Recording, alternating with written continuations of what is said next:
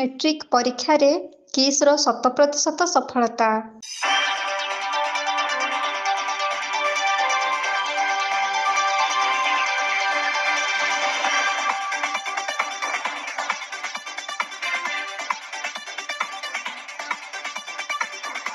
ଭୁବନେଶ୍ୱର କିସ୍ ଏକ ମଣିଷ ତିଆରି କାରଖାନା।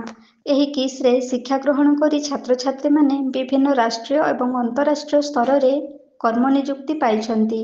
ସମ୍ପୂର୍ଣ୍ଣ ଦେୟମୁକ୍ତ ଏକ ଘରୋଇ ଆଦିବାସୀ ଶିକ୍ଷା ଅନୁଷ୍ଠାନ ସର୍ବଭାରତୀୟ ସ୍ତରରେ ସ୍ୱତନ୍ତ୍ର ପରିଚୟ ସୃଷ୍ଟି କରିସାରିଥିବା ବେଳେ ଏହି କିସ୍ ଶିକ୍ଷା ଅନୁଷ୍ଠାନ ଆଦିବାସୀଙ୍କ ମନ୍ଦିର ପାଲଟି ଯାଇଛି। ଉନ୍ନତମାନର ଶିକ୍ଷା ସାଙ୍ଗକୁ ବିଭିନ୍ନ ଖେଳକୁଦରେ ମଧ୍ୟ ଶିକ୍ଷା ଦେଇ ଛାତ୍ରଛାତ୍ରୀମାନଙ୍କୁ ବାନ୍ଧି ରଖିବାରେ ଏକ ରେକର୍ଡ ସୃଷ୍ଟି କରିସାରିଛି। ବର୍ଷ ସାରା କିସ୍ ପ୍ରାଙ୍ଗଣରେ ବିଭିନ୍ନ କାର୍ଯ୍ୟକ୍ରମ ଖୁବ୍ ଉନ୍ନତମାନର ହୋଇ ଛାତ୍ରଛାତ୍ରୀମାନଙ୍କୁ ଶିକ୍ଷାର ମାନଦଣ୍ଡକୁ ବୃଦ୍ଧି କରିପାରିଛି। ଶିକ୍ଷା ଗ୍ରହଣ କରିବାରେ ଯେମିତି ରେକର୍ଡ ସୃଷ୍ଟି କରିଛି, ଖେଳକୁଦରେ ମଧ୍ୟ କିସ୍ ଛାତ୍ରଛାତ୍ରୀ ଜାତୀୟ ଓ ଆନ୍ତର୍ଜାତୀୟ ସ୍ତରରେ ଭାଗ ନେଇ ଗର୍ବ ଆଣିଦେଇ ପାରିଛନ୍ତି। ଏହା କେବଳ କିସ୍ ପ୍ରତିଷ୍ଠାତା ଡକ୍ଟର ଅଚ୍ୟୁତ ସାମନ୍ତଙ୍କ ଦ୍ୱାରା ସମ୍ଭବ ହୋଇପାରୁଛି ବୋଲି ବୁଦ୍ଧିଜୀବୀମାନେ ମତ ଦେଇଛନ୍ତି। ଏକ ସମାଜ ସେବାରେ ରୁଚି ରଖିଥିବା ଅଚ୍ୟୁତ ସାମନ୍ତ ଅନେକ ବାଧାବିଘ୍ନ ସହି ଏହି କିସ୍ ଅନୁଷ୍ଠାନକୁ ସୃଷ୍ଟି କରିଛନ୍ତି। ଖୁବ୍ ଛୋଟରୁ ଏକ ଭଡ଼ା ଘରେ ସୃଷ୍ଟି କରିଥିବା ଏହି ଛୋଟ ଅନୁଷ୍ଠାନ ଏବେ ମହାଦ୍ରୁମରେ ପରିଣତ ହୋଇସାରିଥିବା ବେଳେ ଡକ୍ଟର ଅଚ୍ୟୁତ ସାମନ୍ତ ଆଜି ପର୍ଯ୍ୟନ୍ତ ନିନ୍ଦା ଅପବାଦର କାଳଫାଶରେ ଘାଣ୍ଟି ହେଉଛନ୍ତି।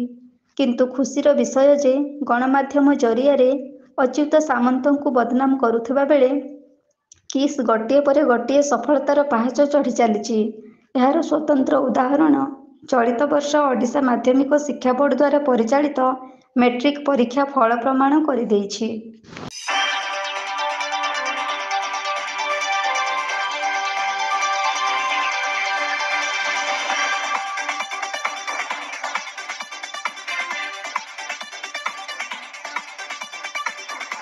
ଚଳିତ ମେଟ୍ରିକ୍ ପରୀକ୍ଷାରେ ସମଗ୍ର ଓଡ଼ିଶାରେ ପାସ୍ ହାର 94.93% ରହିଥିବା ବେଳେ ଭୁବନେଶ୍ୱର କିସ୍ର ଫଳାଫଳ 100% ହୋଇଛି। କିସ୍ ଆରମ୍ଭରୁ ଲଗାତାର 18 ବର୍ଷ ଧରି ଏହାର ଛାତ୍ରଛାତ୍ରୀମାନେ ମେଟ୍ରିକ୍ ପରୀକ୍ଷାରେ 100% ସଫଳତା ହାସଲ କରିଆସିଛନ୍ତି। ଚଳିତ ବର୍ଷ ସ୍କୁଲର ମୋଟ 1900 ଛାତ୍ରଛାତ୍ରୀ ମେଟ୍ରିକ୍ ପରୀକ୍ଷା ଦେଇଥିଲେ। ସେମାନଙ୍କ ମଧ୍ୟରୁ 41% ଛାତ୍ରଛାତ୍ରୀ 60% ଅଧିକ ନମ୍ବର ରଖି ଉତ୍ତୀର୍ଣ୍ଣ ହୋଇଥିବା ବେଳେ ବାକି ଛାତ୍ରଛାତ୍ରୀ 50% ଅଧିକ ନମ୍ବର ରଖି ଦ୍ୱିତୀୟ ଶ୍ରେଣୀରେ ଉତ୍ତୀର୍ଣ୍ଣ ହୋଇଛନ୍ତି। କିସ୍ ଫଳାଫଳ ନେଇ କିସ୍ ପ୍ରତିଷ୍ଠାତା ଅଚ୍ୟୁତ ସାମନ୍ତ ଆନନ୍ଦ ପ୍ରକାଶ କରିବା ସହିତ ମେଟ୍ରିକ୍ ପରୀକ୍ଷାରେ ସଫଳତା ହାସଲ କରିଥିବା ସମସ୍ତ ଛାତ୍ରଛାତ୍ରୀଙ୍କୁ ଅଭିନନ୍ଦନ ଜଣାଇଛନ୍ତି।